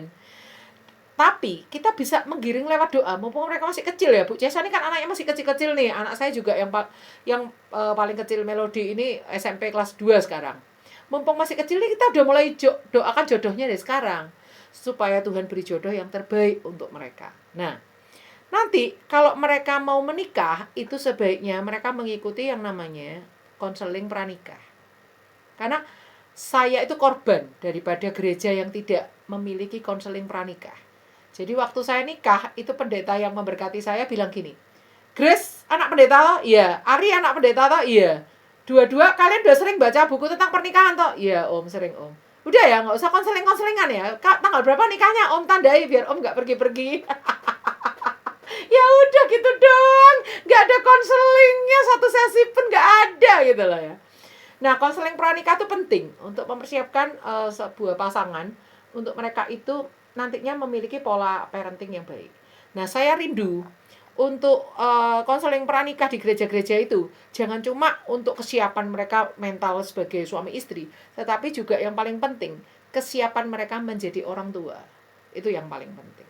Nah, kalau semuanya udah kita lakukan, doa udah kita lakukan, terus konseling pranikah, anak-anak kita upayakan mereka harus mengalami konseling pranikah. Terus nanti pada saat mereka menikah itu bukan berarti kita lepas tangan, lepas kayak gitu, enggak. Karena pola 3 generasi itu pada akhirnya akan melibatkan juga kita sampai ke generasi cucu kita. Kita, anak kita, cucu kita. Otomatis kita terus punya hubungan yang baik dengan anak-anak kita dan menantu-menantu kita. Saya belum punya menantu. Anak saya belum ada yang menikah, jadi saya nggak punya pengalaman. Tapi ini saya juga punya pengalaman juga dengan mertua saya kan ya. Jadi kita harus punya hubungan baik antara anak kita, menantu kita, supaya kita bersinergi dengan mereka untuk meneruskan pola-pola yang baik dari kita. Itu mereka akan teruskan lagi kepada cucu kita. Pola-pola yang salah dari orang tua kita, yang juga masih salah kita teruskan ke anak kita, jangan sampai itu turun kepada cucu kita. Lalu itu juga terjadi pada menantu kita. Pola yang salah dari papa mamanya jangan diteruskan ke cucu kita. Pola yang baik dari papa mamanya diteruskan. Kalau bisa mereka mengikuti pola yang benar sesuai dengan apa kata Alkitab. Nah, itu membutuhkan sinergi yang baik antara orang tua, anak, dan menantu untuk bekerja sama menciapkan generasi ketiga ini jadi generasi yang takut akan Tuhan. Seperti itu ya, kalau hubungan nggak baik, otomatis pola 3 generasi ini nggak bisa berjalan. Seperti itu, Bu Cesa. Ayo kesempatan kita mulai doakan jodoh dari anak-anak kita ya. Oke. Ya, di mana Bu Cesa sudah menjawab pertanyaannya?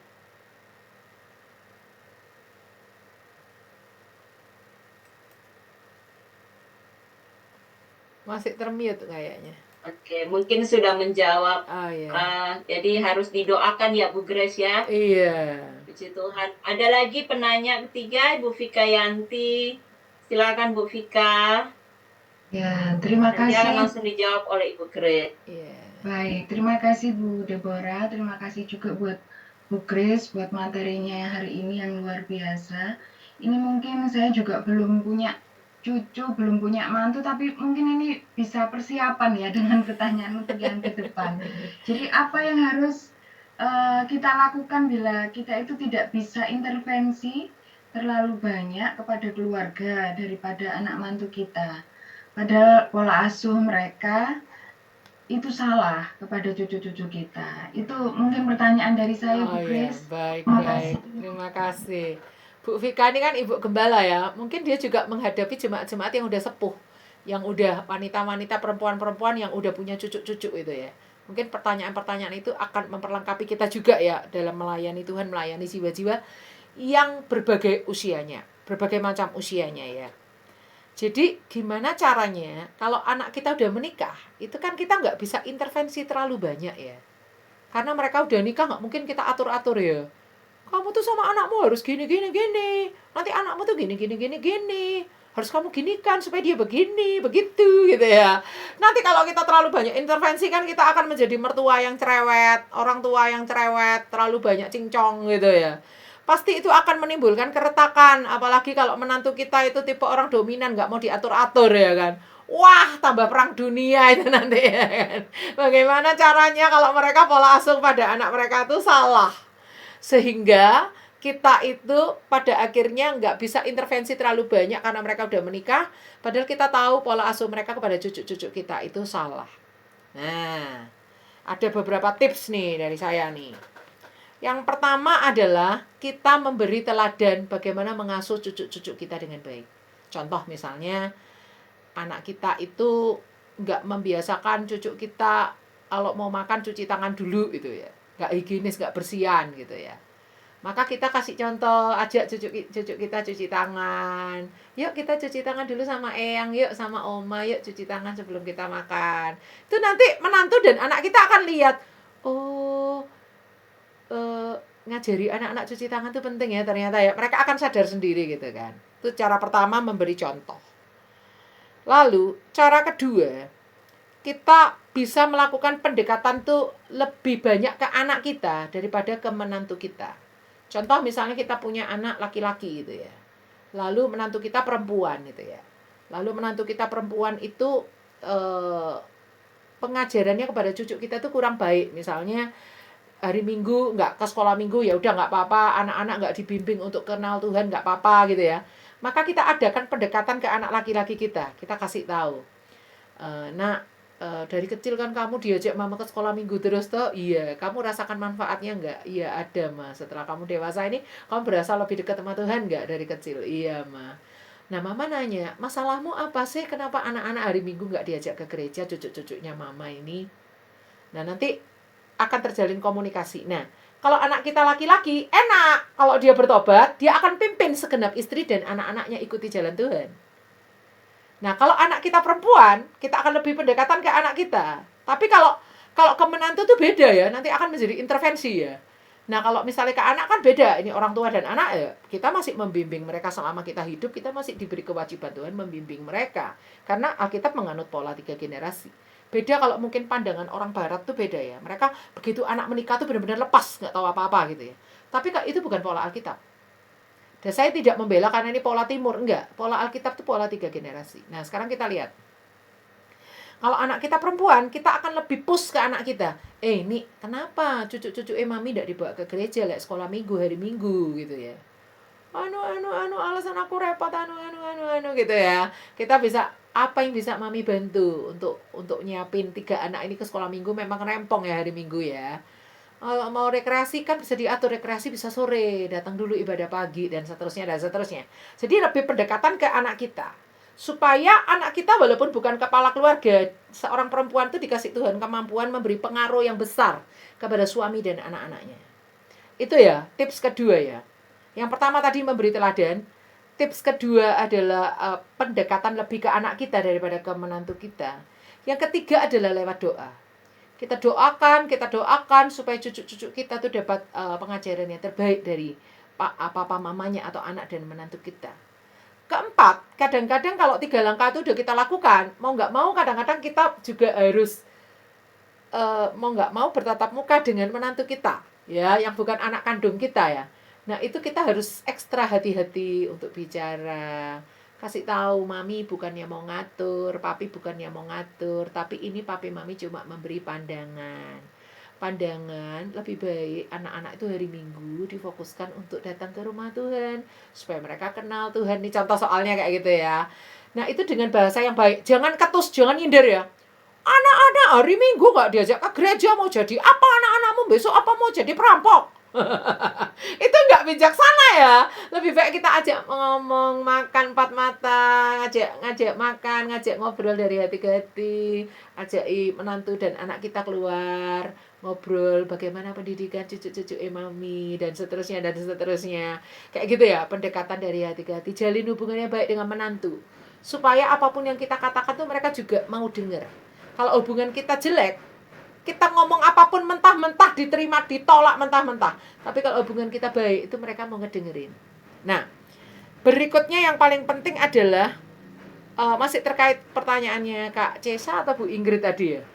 Jadi gini, bagaimana kualitas menantu kita itu akan banyak ditentukan oleh kualitas anak kita sendiri.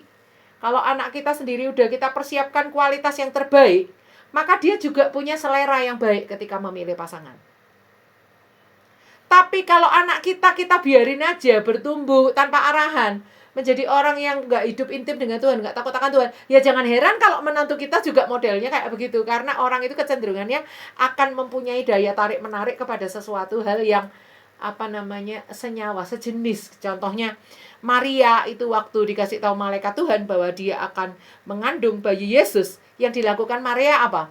Pergi ke tempat sanak saudaranya, yaitu Elizabeth, yang juga sama-sama mengandung anak mujizat, yaitu Yohanes Pembaptis. Karena mereka ini sama, mereka ini sedang mengalami peristiwa yang sama, mereka gampang bersekutu. Sama ya, kita akan punya sahabat-sahabat orang-orang yang mirip-mirip dengan gaya-gayanya kita lah. Kayak saya ini orang musik, kebanyakan sahabat saya juga orang-orang musik kayak gitu.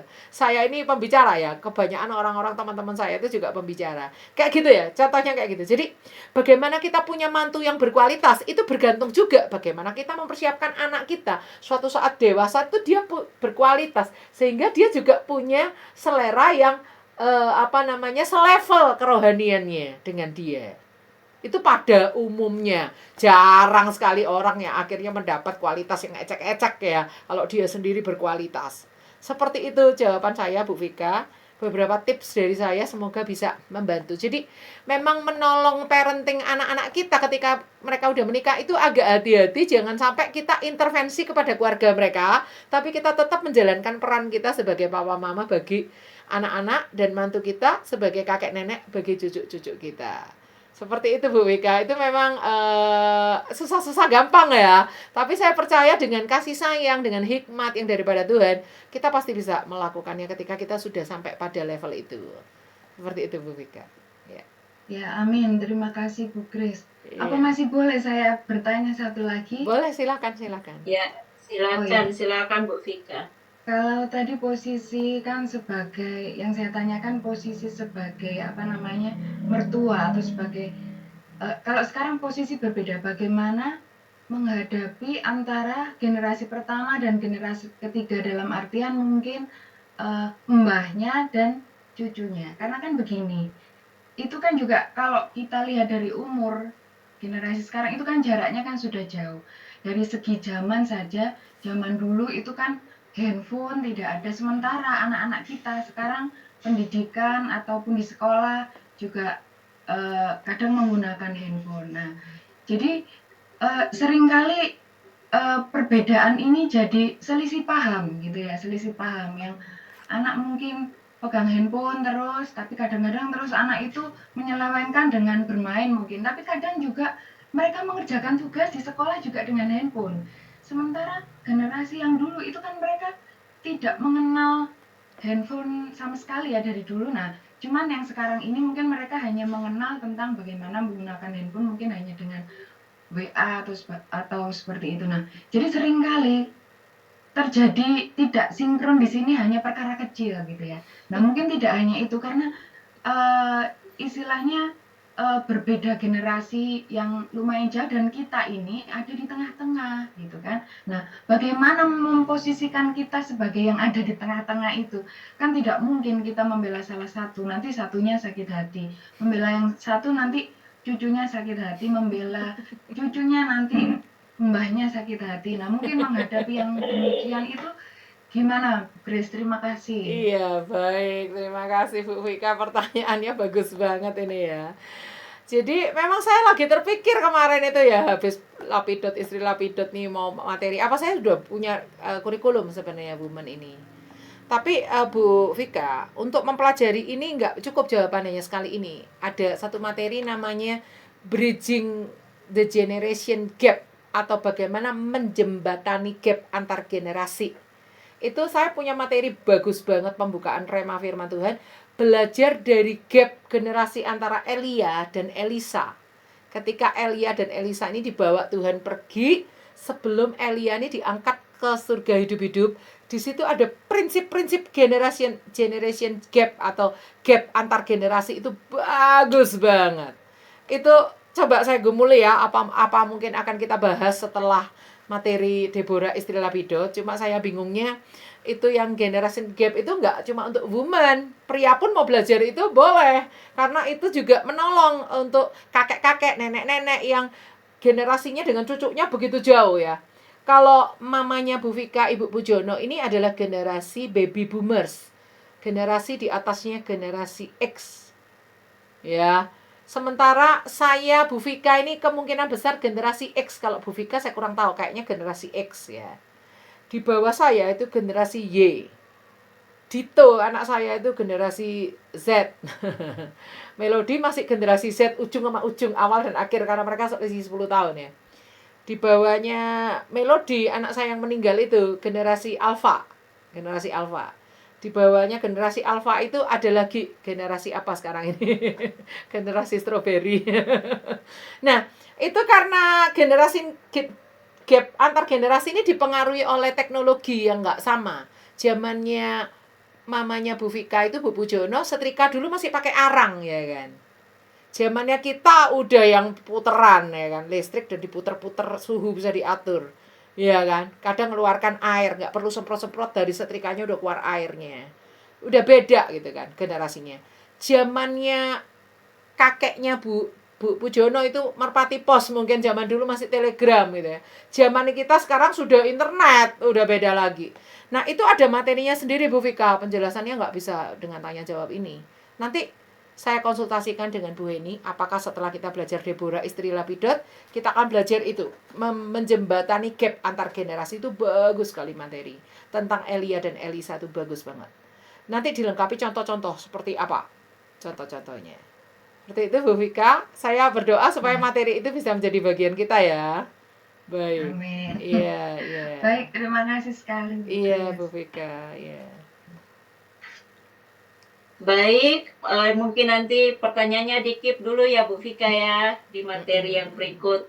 Dan kalau tidak ada lagi yang mau bertanya, karena waktu kita sudah cukup ya, kita akan mengakhiri materi kita hari ini. Sebelumnya kita akan dengarkan dulu closing statement dari narasumber kita, Ibu Grace.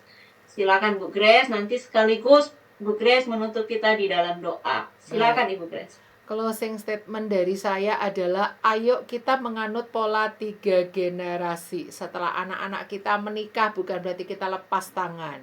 Setelah anak-anak kita menikah bukan berarti kita merdeka bebas tugas. Tapi kita masih mempersiapkan cucu-cucu kita. Itu juga berlaku di dunia rohani. Kita harus siapkan murid-murid kita, sampai murid-murid kita itu menjadi guru lagi bagi cucu-cucu murid kita dan seterusnya. Ayo kita masuk dalam pola 3 generasi, kembali ke posisi kita semula, diciptakan serupa dan segambar Allah, mengajar dan mendidik anak-anak kita supaya mereka hidup takut akan Tuhan. Dan ayo kita mau mulai berdoa untuk menantu-menantu kita, cucu-cucu kita, orang-orang yang masih jauh di hadapan kita nanti, supaya kita ini benar-benar dipakai Tuhan menjadi nenek moyang. Di dalam tubuh kita ini terjebak generasi-generasi yang takut akan Tuhan. Melalui hidup kita itu dialirkan pengajaran, dialirkan teladan, dialirkan takut akan Tuhan, dialirkan pengurapan, dialirkan satu inspiratif buat orang-orang yang kita layani, baik keluarga inti maupun keluarga rohani. Yuk kita tutup di dalam doa. Terima kasih Tuhan, kami mau seperti Yusuf yang membawa Efraim dan Manase untuk bertemu dengan kakek mereka, Yakub, supaya Efraim dan Manasye mendapatkan penumpangan tangan dan doa berkat. Demikian juga kami mau membawa anak-anak kami mewarisi nilai-nilai luhur dari kakek nenek mereka apabila mereka takut akan Tuhan, dan mereka tidak harus mengulangi kesalahan-kesalahan dan dosa-dosa dari nenek moyang mereka ketika mereka mendapati nenek moyang mereka bukan orang-orang yang takut akan Tuhan. Kami mau menjadi generasi pertama yang memutuskan mata rantai dari penyembahan berhala, kutuk-kutuk nenek moyang, untuk kami memulai mata rantai yang baru kepada anak cucu kami. Kami mau menjadi orang-orang yang Tuhan pakai meneruskan, melahirkan generasi yang takut akan Tuhan, yang dididik serupa dan segambar dengan Allah, kembali kepada tujuan penciptaan yang semula, yaitu untuk memuliakan nama-Mu. Di dalam nama Yesus, materi tentang pemulihan Adam dan Hawa ini menjadi inspirasi buat kami melahirkan generasi-generasi Set di akhir zaman, untuk pada akhirnya lahir generasi-generasi Enos di akhir zaman, yang mempelopori praise and worship, yang menjadi generasi yang membangkitkan masyarakat untuk takut akan Tuhan melalui setiap profesi strategis yang Tuhan tempatkan. Terima kasih Tuhan untuk materi ini. Berkati minggu depan kami akan belajar Deborah istri Lapidot. Biar itu boleh menjadi satu perenungan yang mendalam buat kami, meneladani teladan-teladan positif yang sudah ditinggalkan Deborah bagi kami. Terima kasih, memberkati Ibu Heni dan seluruh jajaran pelayan Tuhan di Shema Adonai, memberkati Ibu Vika, Ibu Cesa, Ibu Deborah, dan semua teman-teman Bu Ingrid, dan semua teman-teman yang lain yang hadir di Zoom ini maupun yang menyaksikan melalui platform Facebook, YouTube, TikTok, dan sebagainya. Terima kasih Tuhan, di dalam nama Yesus kami dedikasikan hidup kami bagi kemuliaan nama-Mu. Haleluya. Amin. Amin, amin. Sekali lagi terima kasih kepada Ibu Grace yang sudah berbagi mengajar kita hari ini. Dan terima kasih juga buat Bapak Ibu saudara-saudara yang bergabung melalui Zoom, Facebook, TikTok, maupun YouTube, ataupun nanti yang akan bergabung melalui siaran ulang. Dan akhirnya, selamat bertemu kembali di waktu dan kesempatan mendatang. Tuhan Yesus memberkati. Shalom, shalom, shalom.